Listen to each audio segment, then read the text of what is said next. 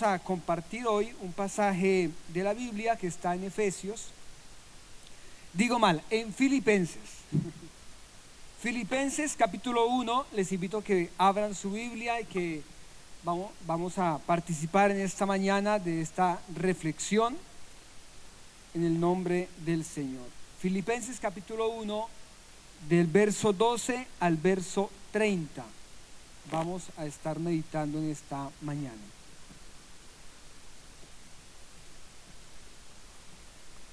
Ok, si sale en la pantalla, os lo agradezco. Ahora salió en la pantalla, el problema es que yo no veo de aquí a allá, pero bueno, salió en la pantalla. Y quiero que sepáis, hermanos, que las circunstancias en que me he visto han redundado en el mayor progreso del Evangelio, de tal manera que mis prisiones por la causa de Cristo se han hecho notorias en toda la guardia pretoriana y a todos los demás, y que la mayoría de los hermanos, confiando en el Señor por causa de mis prisiones, tienen mucho más valor para hablar la palabra de Dios sin temor. Amén. Vamos a ir en 3 momentos. Este es el primer momento. Les voy a pedir que ahí donde están sentados cerremos nuestros ojos y pidamos a Dios que Dios nos hable, y que lo que hoy dice el texto bíblico lo podamos entender y también interiorizar en nuestra vida, y que esta semana que vamos al trabajo, que vamos a la escuela, a la universidad, en nuestro día a día podamos aplicar lo que el texto bíblico nos ha enseñado. Amén. Cerremos los ojos y hablemos con Dios. Señor, en esta mañana te damos gracias por la oportunidad de escuchar tu palabra. Gracias, Señor, por este momento que nos regalas para estar todos juntos y meditar, Señor, en este pasaje de tu palabra. Te pedimos, Señor, que abras tu corazón para que un mensaje llegue a nuestro corazón, que pueda, Señor, hallar cabida y que lo podamos luego aplicar en nuestra vida. Dedicamos en el nombre de Jesús. Amén y amén. Hace unos 5 o 6 domingos, ya no recuerdo, tuvimos la oportunidad de meditar en Filipenses capítulo 1, del versículo 1 al versículo 11. En esa ocasión hablamos de 3 palabras importantes, de pronto alguien se acuerda, y hacíamos 3 gestos con la mano. La primera palabra era acción de gracias, porque Pablo da gracias a Dios por la iglesia. La segunda palabra era amor. Hoy Mari Carmen nos estuvo hablando del amor y hablaba precisamente de cómo el amor une la iglesia. Y la tercera palabra era comunión, cómo estábamos todos unidos en el Evangelio. Así que, teniendo en cuenta este contexto, vamos a entrar a pensar en el pasaje del día de hoy. Pero antes les quiero pedir un favor, les quiero hacer una invitación. Imaginémonos que somos directores de cine y que cada uno de ustedes tiene que hacer una película de su vida. Así que busquen en su mente una escena que quieran mostrar en la película de su vida. Puede ser una escena del pasado, puede ser una escena del presente, del futuro no, porque no han vivido nada en el futuro, así que no es imaginación, es una escena de su vida que quieran mostrar en esa película. Piénsenla, elíjanla, escójanla, ustedes son los directores. Si a alguien le gusta más la literatura, imagínense que va a escribir su historia y va allí a escribir una escena de su vida. ¿La tienen ya todos? ¿La escena lista? La que ustedes quieran. Muy bien. Ahora estamos en el día del estreno de la película. Llegamos a la sala de cine, ponemos la escena o la película. Les quiero invitar a que se pregunten esto. Al final, los espectadores, ¿se habrán reído o habrán llorado después de ver su película? ¿Los espectadores habrán salido animados después de ver su película o habrán dicho, uy, qué drama tan terrible? Puede pasar. ¿Cómo saldrán o qué emociones sentirán los espectadores después de haber visto la película que cada uno dirigió, produjo y publicó. Esa emoción que de pronto estamos pensando es muy probable que sea la misma emoción que tenemos en esta mañana respecto de nuestra propia vida, respecto de nuestra propia historia. Miguel hace un momento estaba comentando acerca de lo que vivimos los que emigramos, el hecho de tener que dejar a nuestra familia, el hecho de tener que cambiar de ambiente, el hecho de que los niños tienen que dejar a sus compañeros, hacer nuevos amigos, muchos tienen que cambiar de idioma, todo lo que significa eso, y aquí estamos. Y de pronto esas escenas hacen parte de la película de nuestra vida. Y esa película nos hace sentir de una manera o de otra. Es muy probable que alguno diga, la película de mi vida es para llorar. De pronto alguien diga, no, la película de mi vida es para reír. O la película de mi vida es para tener una mezcla entre escenas de mucha alegría y escenas de más bien tristeza. Les voy a pedir que guarden ahí su película y al final vamos a volver sobre ella. Y ahora les quiero contar una película de otra persona que no está aquí. Tenía alrededor de 55 años, ya estaba entrado en años. Había trabajado muchos años de su vida y había estudiado muchísimas cosas.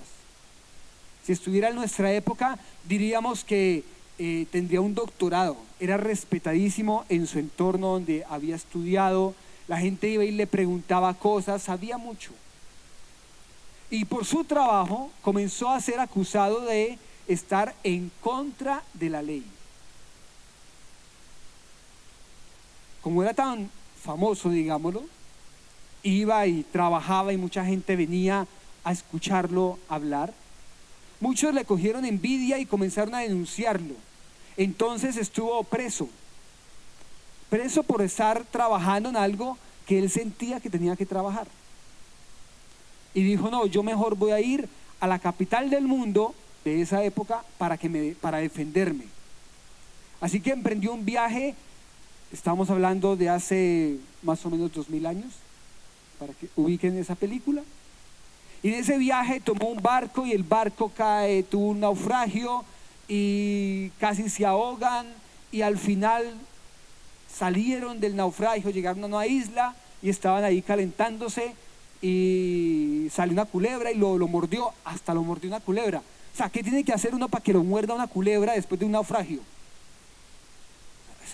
Alguien diría, eso es estar muy de malas. Pero a ese señor le pasó eso. No era para reírse, era como para llorar. Y llegó hasta la capital del mundo. En esa época era Roma, en esta época podría ser Bogotá. No entiendo la risa. Está bien, Caracas. Más risa. Está bien, Madrid. Ay, sí, silencio. No, ay, no se rieron.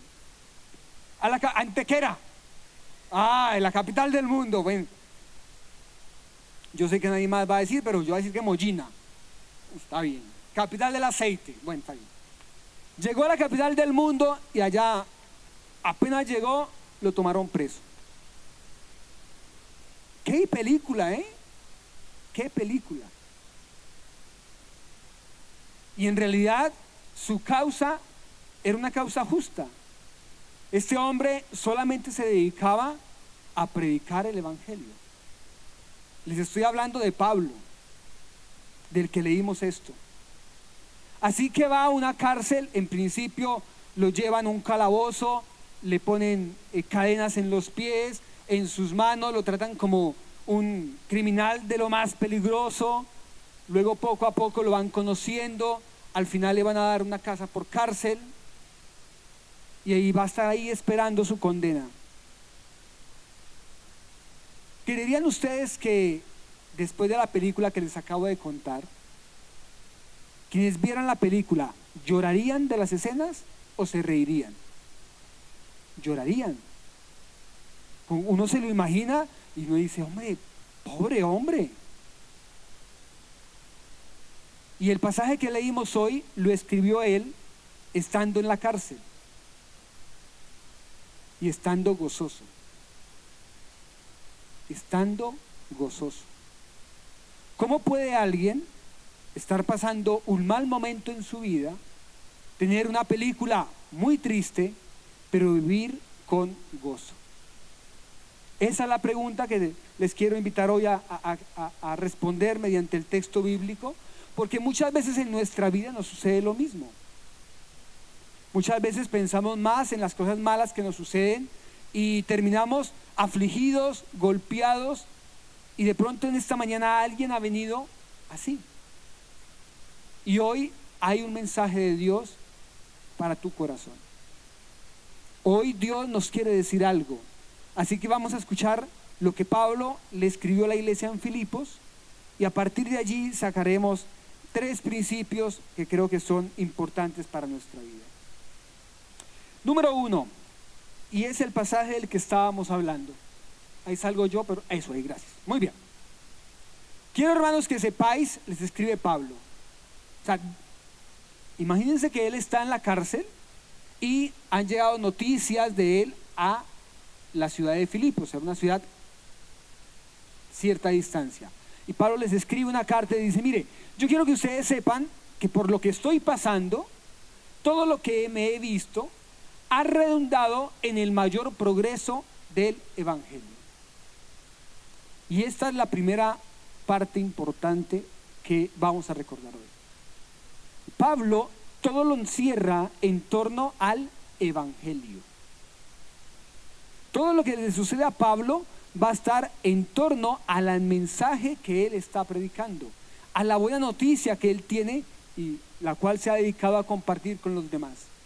Y dicen: mire, ustedes pueden estar pensativos porque yo estoy preso, pero les quiero decir que no, al contrario, estoy aquí y ha redundado al mayor progreso del evangelio. El hecho de que yo esté en la cárcel, les está diciendo Pablo, ha generado que más personas conozcan el evangelio, porque se preguntan: ¿y ese señor así, por qué está en la cárcel? Entonces Pablo le decía: yo estoy aquí porque predico el evangelio. ¿Y qué es el evangelio? Pues Pablo tenía la oportunidad de ir contando el evangelio, de tal manera que en mis prisiones, por la causa de Cristo, se han hecho notorias en toda la guardia pretoriana y a todos los demás el evangelio. Lo leí mal, que me quedé pensando en la guardia pretoriana. Si de pronto esa palabra no es como, ¿qué es eso de guardia pretoriana? Eran los guardias romanos que estaban custodiándolo para que este peligroso preso no se escapara. William Hendrick, que tiene un comentario, explica la escena de Pablo y dice algo así como que Pablo era tan buen preso y predicaba tan bien el evangelio y mostraba tan bien el evangelio que los soldados que lo estaban custodiando se miraban y decían: qué buen preso tenemos, qué buen preso tenemos nosotros. Y pensaba yo cuántas veces en nuestras circunstancias vivimos, y lo que vivimos lo vivimos para que el evangelio sea conocido.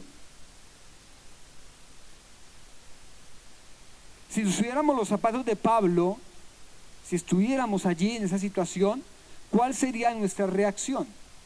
¿Sería la misma del apóstol Pablo? ¿O de pronto sería muy diferente? Y los soldados que estaban ahí tendrían que decir: uff, qué preso el que nos hemos ganado. Piensen por un momento en sus vecinos. Nosotros no estamos presos, pero tenemos vecinos. ¿Qué pensará su vecino de usted? Vaya vecino el que me he ganado. O puede decir: qué buen vecino el que me he ganado. Es distinto a los demás. Actúa diferente, piensa diferente, vive diferente. Hace un ruido los domingos que no vea, porque se va para su iglesia. Pero cuando me lo encuentro y hablo con él, tiene algo diferente. Cuando hablo con ella, se le ve en los ojos una esperanza distinta.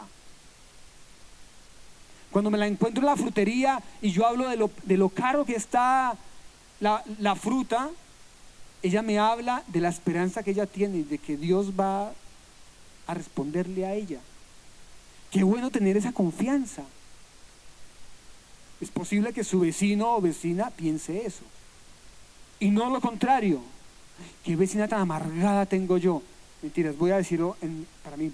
Qué vecino tan amargado tengo yo. Se queja y sufre y va el domingo a la iglesia, pero llega peor de lo que sale. Pablo está diciendo que él vive el evangelio de Cristo, y es tan impactante su forma de vivirla que los soldados ya lo reconocen como que él predica el evangelio. Y no solamente a los soldados, sino que muchos de los hermanos, y la mayoría de los hermanos en Roma, confiando en el Señor por causa de sus prisiones, tienen valor para hablar la palabra de Dios. O sea que Pablo, al estar en la prisión, se convierte en un testimonio para que otros hablen con mayor valor la palabra de Dios. Así que es una fe que no solamente está en Pablo, sino es una fe que está y que se extiende a los demás. Qué bueno que nuestra confianza en el evangelio, nuestra confianza en Dios pudiera servirnos para que otros se sientan motivados a predicar el evangelio y sientan valor y digan, pues si Dios le ayudó a este, me va a ayudar a mí.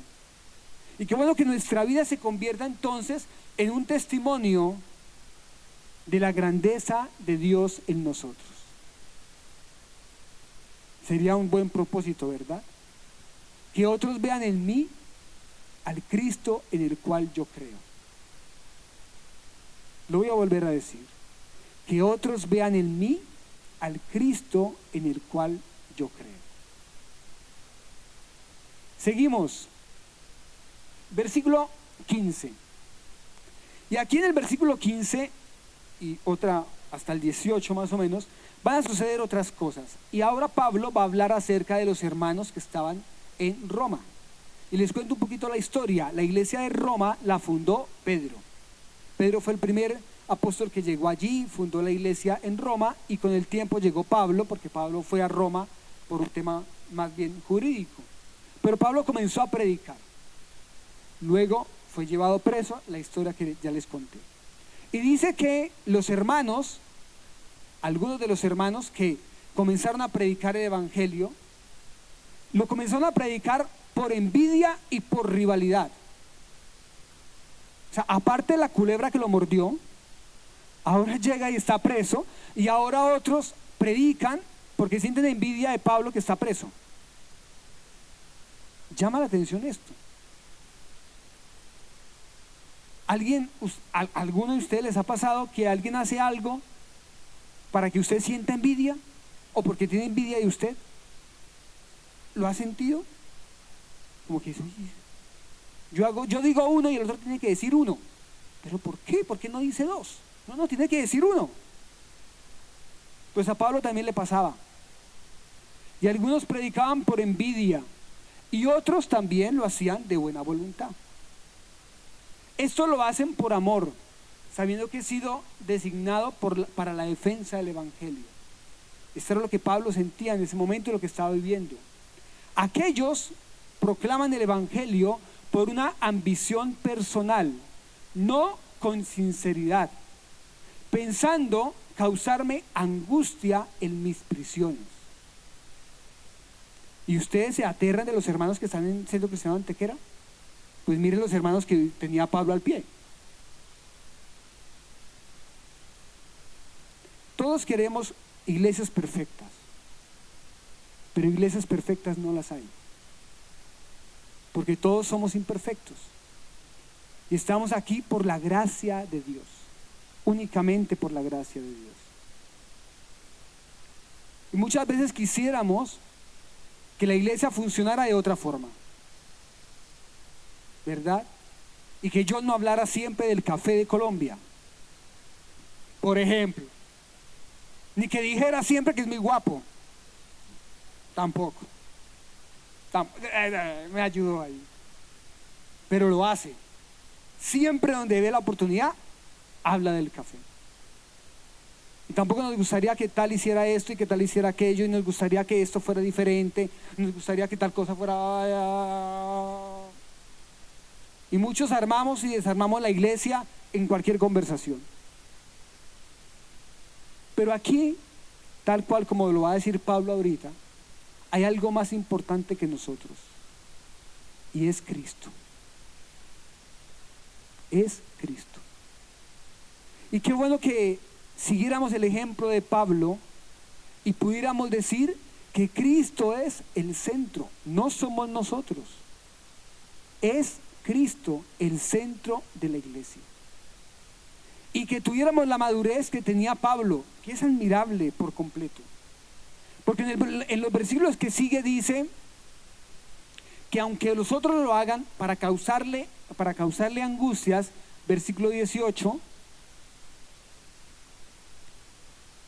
¿entonces qué? Pregunta Pablo. ¿Entonces qué hago yo? Dice Pablo.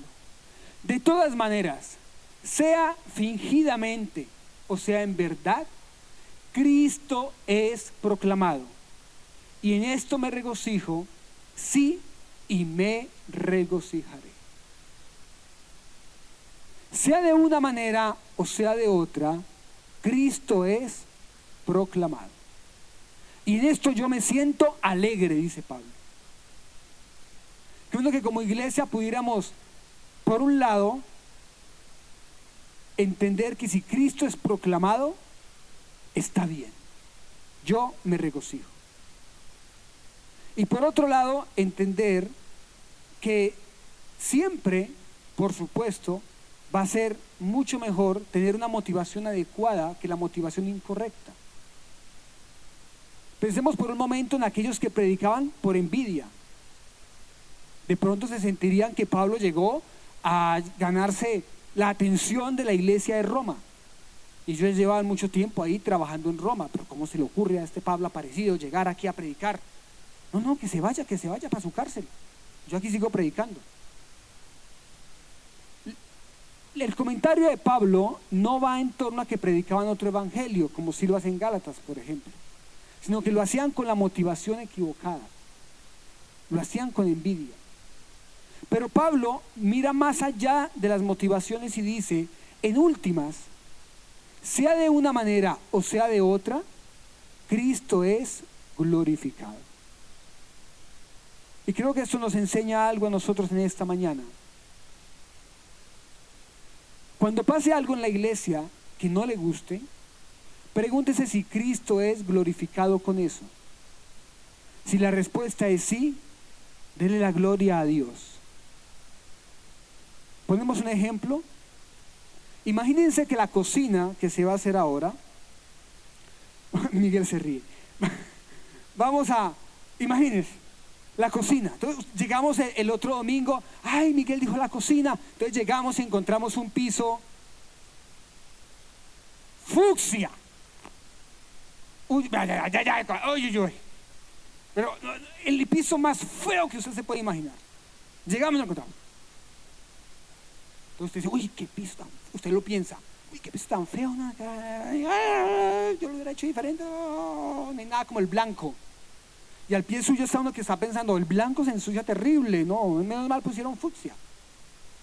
¿Y qué tal si llegamos todos y miramos el piso que sea y nos preguntásemos, si este piso le da la gloria a Dios, gloria a Dios?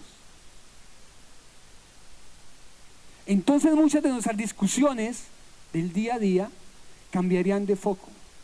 Y la pregunta no es si ponemos un piso fucsia o un piso blanco, si la pregunta es si esto que vamos a hacer le va a dar la gloria a Dios. Imaginémonos una iglesia en Antequera que se llama Centro Cristiano Antequera, y que todo lo que hacemos lo hacemos para darle la gloria a Dios. Amén. ¿Cuánto les gustaría participar de esa iglesia? Amén.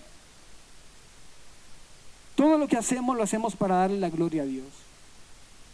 Entonces, escuela dominical y educación cristiana funciona para darle la gloria a Dios con nuestros niños. Entonces, música y alabanza funciona para que le demos la gloria a Dios por medio de la alabanza. Entonces, los que van a hacer obras o visitas a los hogares lo hacen para darle la gloria a Dios y para que esas personas que visitamos o que se visitan puedan también darle la gloria a Dios. Y todo lo que gira en torno al Centro Cristiano Antequera se haga para darle la gloria a Dios. Así que si el piso es rojo o es fucsia o es blanco, si le da la gloria a Dios, bien. Si es verde también. Queda muy bonito amarillo, azul y rojo. No hay ninguno como esos colores. El que entendió, lo entendió. Muy bien. Pero ahora nosotros tenemos una tarea y es hacer algo para Dios.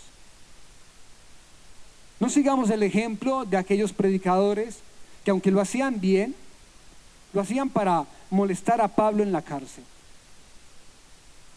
No es la mejor motivación. Qué bueno que cada que podamos hacer algo, lo podamos hacer para darle la gloria a Dios. ¿Qué tienes que hacer tú en la iglesia? ¿Cómo te puedes comprometer con la iglesia? De manera que le des la gloria a Dios. Qué bueno que pudiéramos venir a compartir. Ayer la pasamos aquí, genial.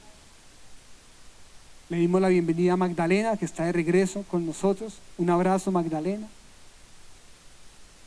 Y habían muchos pasabocas y compartimos. Y qué bueno que quien trajo el pasabocas, quien vino a compartir, quien sacó una mesa, quien hizo después el aseo, lo hubiese hecho para darle la gloria a Dios. No porque me miren, no porque yo gane más puntos, no porque Miguel se dé cuenta o no se dé cuenta, sino para darle la gloria a Dios. Centro Cristiano Antequera, una iglesia que le da la gloria a Dios. Y eso también lo podemos llevar a nuestra familia. ¿Y qué tal si como esposos, en el trato con nuestra esposa, esposo se dice en Colombia, aquí, marido y mujer, en nuestro trato con nuestra mujer, la tratamos para darle la gloria a Dios? ¿Cómo cambiaría nuestra relación de pareja? ¿Y qué tal si como padres de familia no educamos a nuestros hijos para darle la gloria a Dios? ¿Y qué tal si como esposas nos cuidan y nos consienten, pero no, también, y nos tratan? No, yo no dije eso. Dios mío, esto no queda en la grabación, ¿no? No, al contrario, vaya que esa chica sí que le da la gloria a Dios. Para darle la gloria a Dios. Amén. Primer punto, creo que vamos entonces hasta ahí. Cristo es proclamado y en esto me regocijo y me regocijaré. Pablo ahí en la cárcel entonces sentía alegría porque Cristo era proclamado, porque todo lo que estaba pasando terminaba por darle la gloria a Dios. Versículo 19. Porque sé que esto resultará en mi liberación mediante vuestras oraciones y la suministración del Espíritu de Jesucristo. Él deseaba salir de la cárcel, conforme a mi anhelo y esperanza de que en nada seré avergonzado. Lo que está diciendo Pablo es que al final de todo este proceso largo que estoy viviendo, voy a terminar en victoria. No seré avergonzado, sino que con toda confianza, aún ahora como siempre, Cristo será, ¿qué? Exaltado. Cristo será exaltado en mi cuerpo, ya sea por vida o por muerte. ¿Alguno de ustedes ha tenido un dilema en la vida? Como que no sé qué hacer. Mucho, ¿verdad? ¿Me voy o no me voy? Ay, esos momentos son, ¿será que sí? ¿Será que no? ¿Será de Dios? ¿No será de Dios? Todos esos son los dilemas del día a día. Y hay dilemas profundos. ¿Me caso o no me caso? ¿Me voy del país, no me voy del país? ¿Trabajo aquí o no trabajo aquí? ¿Renuncio aquí o no renuncio? Y Pablo tenía un dilema también. ¿Vivo o muero? Vaya dilema el de Pablo. ¿Vivo o muero? Y todo lo resume Pablo en una frase. Para mí, el vivir es Cristo y el morir es ganancia. Lo que Pablo va a decir después es, en este momento de mi vida, con todo lo que he vivido, hasta una culebra me mordió, yo quisiera ya irme con el Señor y disfrutar con Él. Esto es lo que anhelo. Pero por otro lado sé que es necesario quedarme y seguir predicando el Evangelio para fortalecer la fe de la iglesia, es lo que dice Pablo. Así que sea de una manera o de otra, Cristo es glorificado. Y volvemos a la misma idea. Leámoslo entonces. 21. Pues para mí el vivir es Cristo y el morir es ganancia. Pero si vivir en la carne, eso significa para mí una labor fructífera, entonces no sé qué escoger. Pues de ambos lados me siento apremiado. Teniendo deseo de partir y estar con Cristo, pues esto es mucho mejor. Era un anciano, bueno, no era tan anciano, pero ya había vivido bastantes cosas en su vida. Así que había decidido, bueno, si es el momento, yo marcho tranquilo. Sin embargo, continuar en la carne, continuar en vida, es más necesario por causa de vosotros. Y estoy convencido de esto. Sé que permaneceré y que continuaré con vosotros para vuestro progreso y gozo en la fe, para que vuestra profunda satisfacción por mí abunde en Cristo. No dice abunde en mí. Lo que Pablo les está diciendo es, estoy en un dilema entre la vida y la muerte. Yo a veces quisiera partir con el Señor porque yo viviría mejor, pero también sé que si me quedo puedo seguir predicando el Evangelio. Y sé, les dice Pablo, que voy a seguir predicando. Y esto va a ser para satisfacción vuestra, dice Pablo, por mí, para que vuestra profunda satisfacción por mí, o sea, la alegría que ustedes sientan, abunde en Cristo Jesús.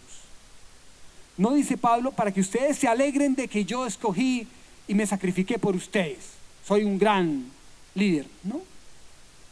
Pablo dice, si yo salgo de esta situación y voy a donde ustedes, Cristo Jesús será glorificado.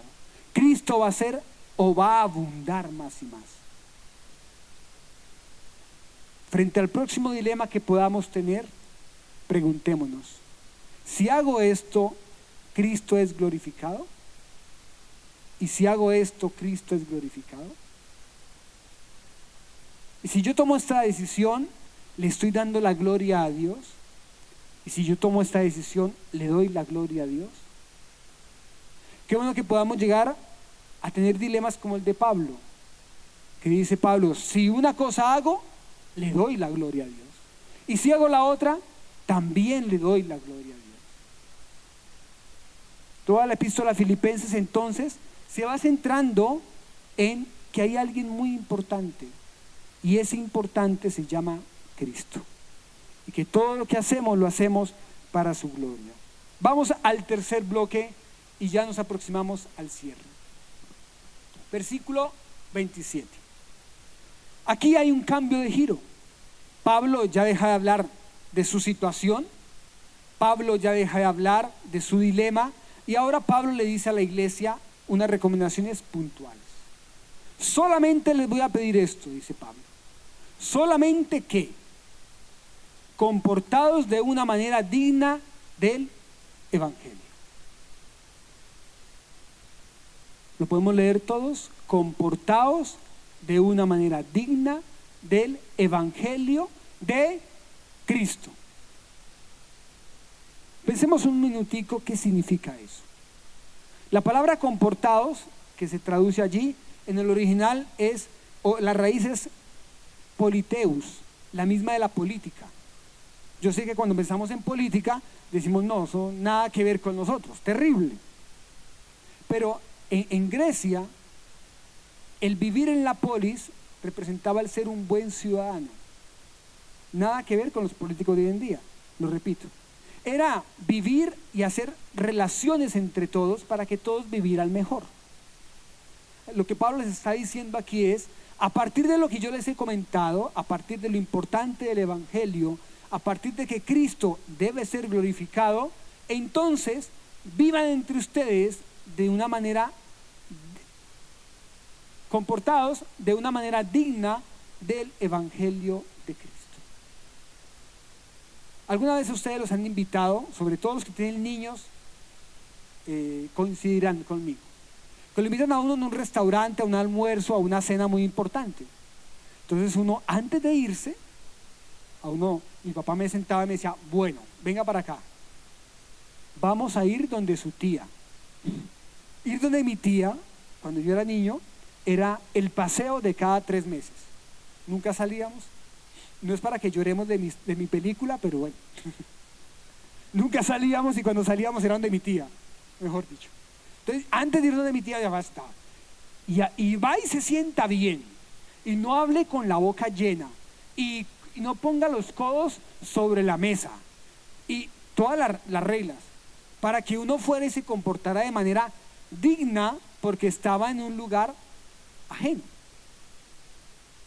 Es como si Dios hoy nos dijera, ya que te he salvado, compórtate como un salvo. Ya que me has conocido, compórtate como si me hubieras conocido realmente. Pablo les dice, solamente compórtense como es digno del Evangelio de Cristo. Creo que Pablo en los pasajes anteriores les ha contado un poco y les ha mostrado con ejemplos cómo él se comporta de manera digna al Evangelio. No se pone él por delante, sino que pone al Evangelio, a Cristo como centro de todo. Qué bueno entonces que hoy nosotros podamos, a partir de la enseñanza, vivir de manera digna según el Evangelio de Cristo. Hace 8 días Miguel nos estaba compartiendo acerca del compromiso y cómo podíamos tener a Dios como nuestro pastor para aprender de Él y para comportarnos de acuerdo a lo que el pastor espera. Y hoy el pasaje nos dice, compórtense como es digno del Evangelio de Cristo. Volvamos a pensar un poco en la vecina o el vecino. ¿Será que nuestros vecinos creen que nos comportamos de manera digna según el Evangelio que hemos creído? No vayamos tan lejos. Preguntémonos por nuestra pareja. ¿Será que él o ella o nuestros hijos se dan cuenta de que nos comportamos de manera digna según el Evangelio de Cristo? Entonces, frente al texto bíblico y a la verdad que está revelada hoy, creo que tenemos un llamado para que Dios nos ayude a vivir de manera digna el Evangelio de Cristo. Ahorita llega verano y muchos irán a la playa. Cuando uno se mete al mar, ¿cómo queda? ¿Cómo queda? Mojado. Oh, no, sí, y lleno de arena cuando sale. ¿Y es normal o no es normal? ¿Es normal? O sea, el que vaya a la playa y no quiera ni mojarse, ni saborear el agua salada, ni untarse de arena, es mejor que no vaya a la playa.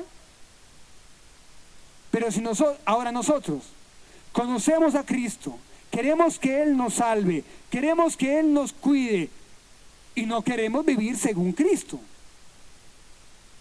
Eso es como meternos al mar y querer salir secos. Que Dios nos ayude, porque yo quisiera vivir mojado siempre. Mojado siempre. y llenito de arena para que los demás sepan que mi vida es una vida con dirección, gracias a que Cristo vive en mi vida.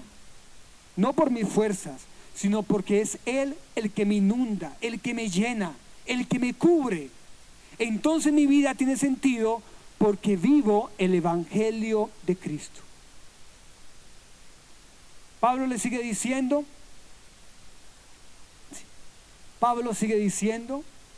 de manera que así perezca o esté vivo, pueda oír de vosotros que estáis firmes en un mismo espíritu.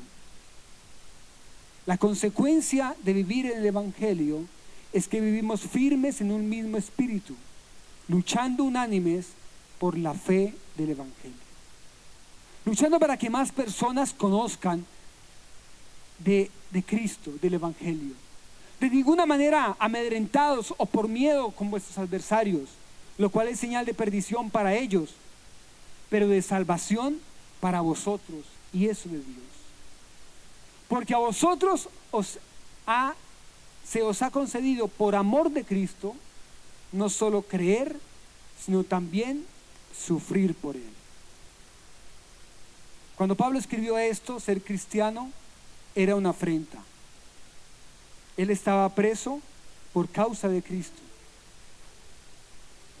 Así que les dice, está bien creer, pero sepan que van a sufrir.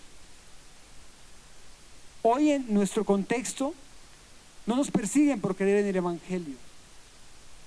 Así que voy a hacer una nueva traducción. John habla hoy. El 29, un minutico.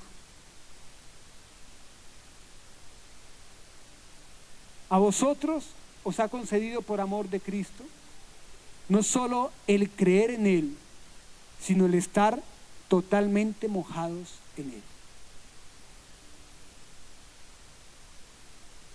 Así como cuando yo voy al mar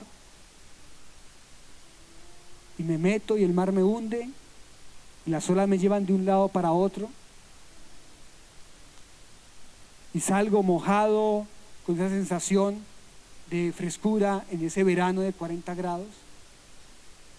Qué bueno que cuando pensemos en Cristo sintamos que Él nos cubre por completo. Y entonces nuestra vida va a ser para su gloria. Y entonces nuestra vida va a ser para Cristo. Y podríamos decir como Pablo, para mí el vivir es Cristo. Y lo que hago, y lo que digo, y lo que vivo, lo vivo para la gloria de Cristo. Y entonces Cristo es el centro de mi vida. Volvamos a la película del principio. Cuando yo hice el ejercicio, en esa película salía yo.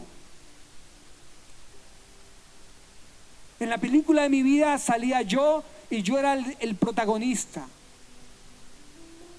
Pero después de pensar en este pasaje, pensé que si volviera a hacer la película, el protagonista sería Cristo. Y que los demás puedan ver en la sala de cine, no a mí, sino a Cristo. Que cuando tú te mires al espejo, no te mires a ti, sino que tú mires a Cristo. Que cuando tu pareja, cuando tus hijos te miren a ti, miren a Cristo. Que el vecino, que la vecina, que la de la frutería, que el profesor, que la profesora, cuando nos miren, miren a Cristo. Que en la iglesia miremos a Cristo, porque Cristo es el centro de nuestra fe. Aleluya al Señor.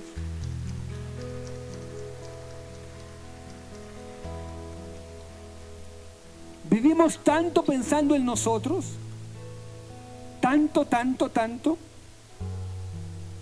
en mi trabajo, en mi ganancia, en mis ahorros, en mi familia, en mi coche, en mi casa, en mí,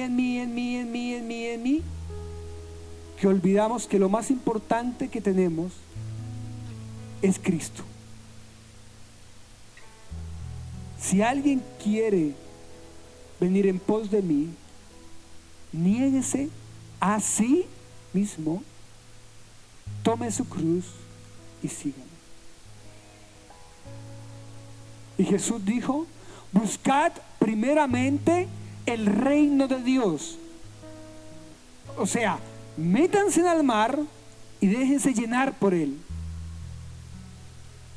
y todo lo demás vendrá por añadidura. Que esa semana Dios nos ayude a vivir para su gloria, siendo Él el centro de todo. Vamos a escuchar esta canción y vamos a pedirle a Dios mientras tanto que esto lo podamos llevar a la práctica en nuestra vida. Gloria a Dios.